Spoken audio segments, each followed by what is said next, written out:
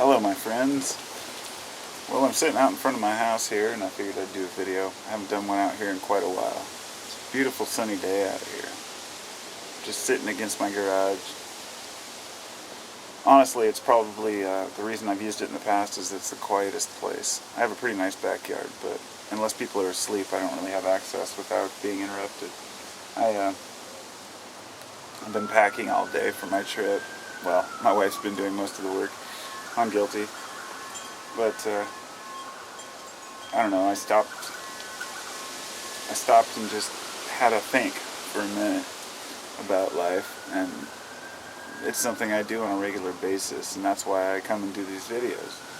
Because I find something that I want to share, something that moves me, and when I share it, you know, even if one person says, oh, I totally get it, where you're coming from, or gives them a different perspective on their day or in life in general.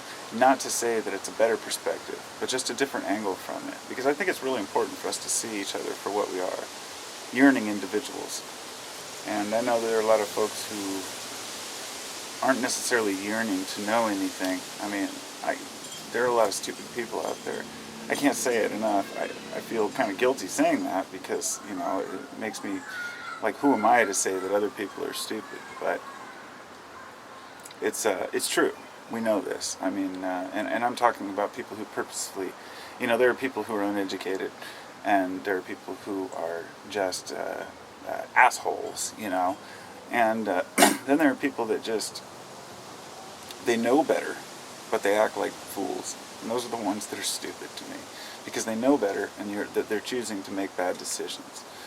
You know, the way that we treat each other is really important. In this world, you know, sometimes you can stop and think about the size of space. I mean, to put it into perspective, there's this one comparison that just blows my mind, and this is the best I can do to try to explain sometimes when you're really thinking that this is so important, what we're doing.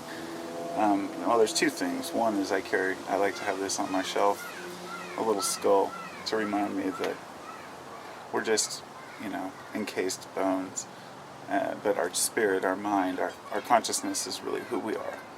And regardless of whether it's material or spiritual, it doesn't matter. It is us. So,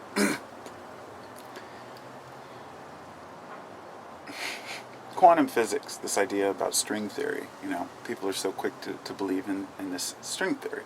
And the other day somebody was putting forth an analogy. There was what was happening in string theory, in a nutshell, a long time ago, there were like 5 different string theories, okay? And one of the great mathematicians, I can't remember who it was, he was investigating to see which one was right. And he found out that all 5 equations had come to the same conclusion.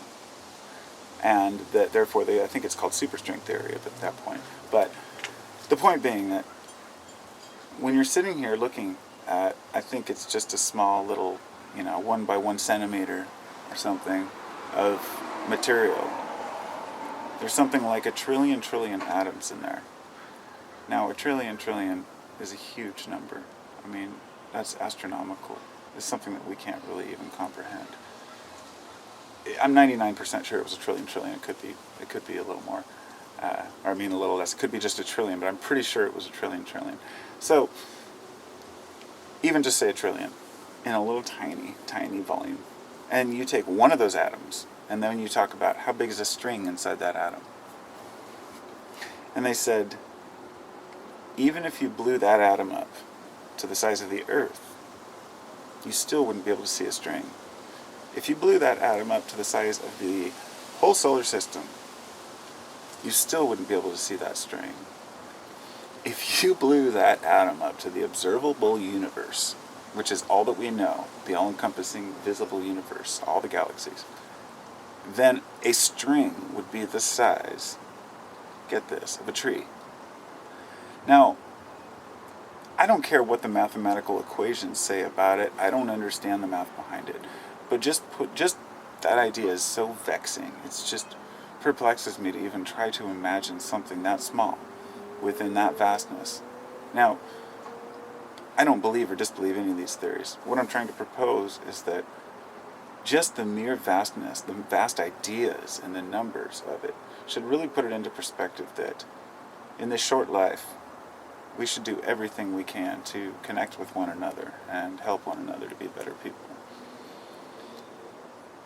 I watched actually a documentary the other day, and it was really revealing. It was called Disconnected. You should definitely watch it. I can't remember. It was on Netflix or, I can't remember. It might have been on the one or the other. I have just a couple different things that I watched, but really good look at how we used the technology to get here so we could connect more, and that so many people are allowing technology to run their lives, and it is separating us in some regards, but I see the positive side in it too, and I definitely can't neglect that we're starting to see things in a new light, and I feel like people in general, humanity, we're kind of waking up to the reality that we're a lot closer than we once thought, It doesn't matter how vast the ocean is that separates us. You can't just have xenophobia without cause anymore. And there's a lot of racism still, of course. There's a lot of, everything ism, okay? I don't even have to go there. I don't even like to talk about it. I don't even want to bring up the word sexism. I made the mistake on a video the other day. It was about a scientist lady who had her work stolen.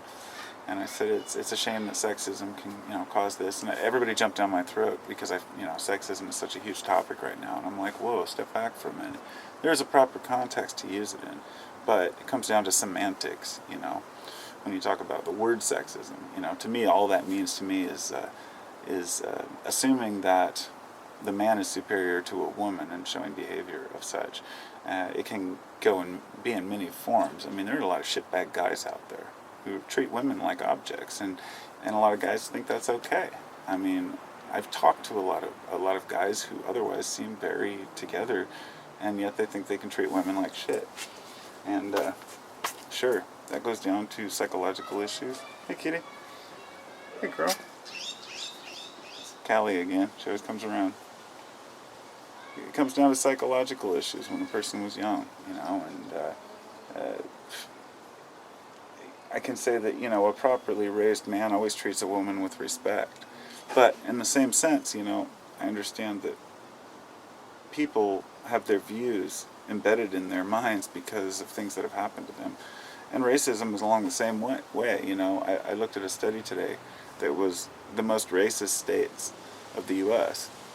And in the past, they've done this by voluntary, of course, asking people, But they know that that's one of the places where people are most dishonest. So instead, what they did was they got the Google searches from all the states, and they looked for the word nigger, cross-referenced with any, and trying to even pull Obama out of it and eliminating the factor of him becoming president, but just trying to get a round view of how many people were Googling, and also that word combined with particular offensive joke pages, and made a list of the 10, most considered racist states.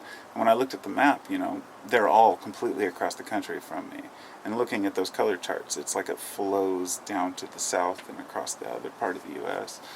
And I don't think, oh, we're better, or, oh, those people suck, or anything like that. I think there were a lot more black people in that area, in those areas. And therefore, there's been a lot more racial tension. It's easier for people out here to not be racist. I live on the West Coast, and while there are black people here, there's not as nearly as many as out east. So it's a completely different world, is my point. And that understanding each other and why we hold the views that we do, understanding that just because a person's racist, they may have had a really bad experience. Perhaps a white guy grew up in a black neighborhood and he was constantly harassed, so his racism is based on his experience.